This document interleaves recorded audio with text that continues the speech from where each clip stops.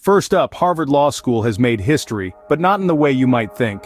For the second time in over 3 decades, it's fallen out of the top 3 in the annual U.S. News & Amp World Report Law School rankings. Instead, Yale, Stanford, and the University of Chicago hold the top 3 positions, with Columbia tying with Harvard for 4th.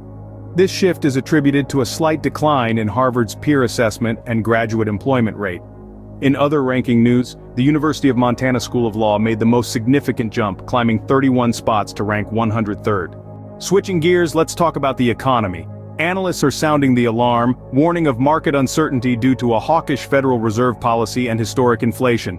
The S&P 500 could potentially plummet by up to 17%. A notable voice in this conversation is economist Mohamed El-Erian, who predicts economic turmoil and a possible recession due to high inflation. Meanwhile, the 10-year Treasury yield has surpassed 3% as the Fed prepares to hike rates.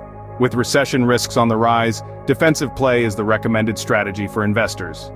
Lastly, the specter of recession looms over the United States as the economy contracts for 2 consecutive quarters. Citi's chief economist pegs the chance of a global recession at 50%, driven by declining demand and escalating inflation.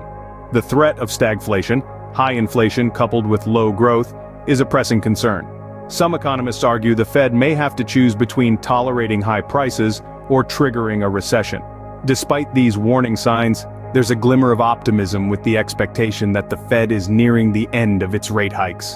To recap, Harvard Law School has slipped from the top 3 in annual law school rankings, the S&P 500 is potentially facing a drop due to market uncertainties, and the US economy is grappling with the threat of a recession and stagflation.